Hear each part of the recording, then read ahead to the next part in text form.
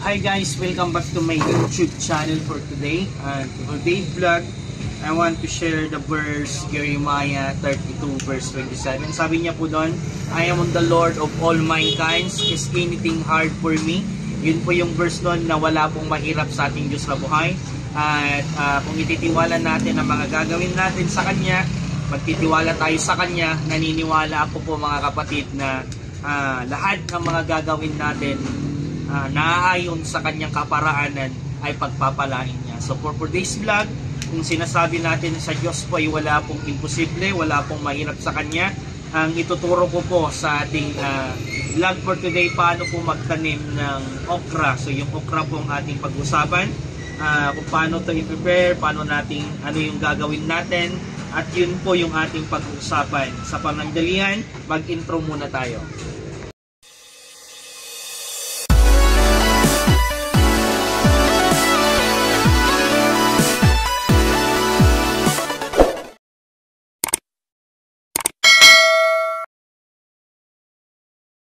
So yun, gaya ng sabi ko kanina, wala pong imposible at wala pong mahirap sa ating Diyos na buhay.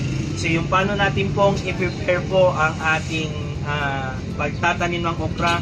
Una kong ginawa po, bumili po ako ng baso. Ang size nito po ay 50 pieces, 3 ounce. 3 ounce po ako yung nagbibili. Ang nabili ko lang po to ay 15 pesos, 50 pieces na po. So ang una to natin gagawin ay slicein natin dito sa side. Yan yung unang preparation po natin. Slicein natin sa side. Yan, bago ko i-explain bakit ini-slice sa side. Yan, kung na-slice natin sa side, ang gagawin po natin ay lalagyan na natin ng lupa. So yung lupa namin dito, nanggaling ito sa farm, sa kulungan ng aming mga manok. So na organic po yung lupa na to.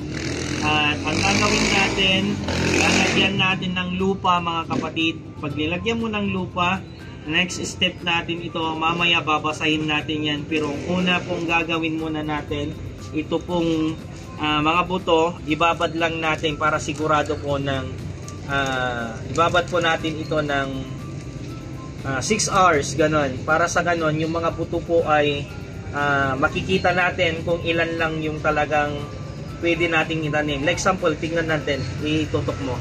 Yung nabili ko po, yung mga lumitaw, alanganin na pong tutubo yan. So yung mga nakalubog, yung 2, 4, 6, 8, 10, 12, 14, 16. 16 lang po yung lumubog. Yun lang po yung itatanim natin. Bakit kamo? Alanganin na po kasing tutubo tong mga nasa taas.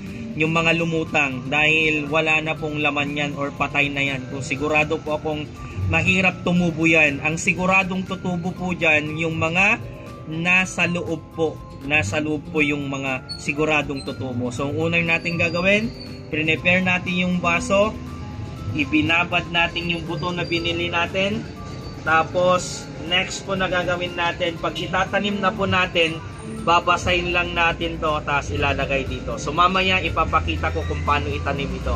Yung mga buto na i-prepare natin. 6 hours natin ibabad dyan. Dahil, based of our observation, yung mga tinanim natin, sige, bigat dito. Itong mga tinanim natin, binabad ko ito ng 6 hours, tumubo na siya ng 2 days. So, ilapit mo na, lapit ko dito. Itong mga to, binabad ko ito ng 6 hours, yung buto niya, ito yung Chinese kangkong. Binabad ko to ng 6 hours, 2 days, tumubo na siya. So, ang kagandahan pala na binababad natin, mas madali siyang tumubo.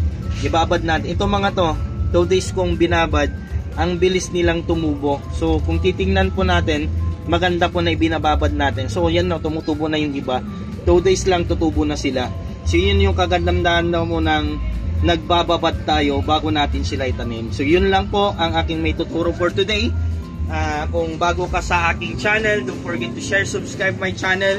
How to prepare yung okra na itanim natin. Sana nakatulong ako. At kung nakatulong ako, please subscribe my YouTube channel. God bless. And Jeremiah 32 verse 27, wala pong mahirap sa ating Diyos na buhay. God bless!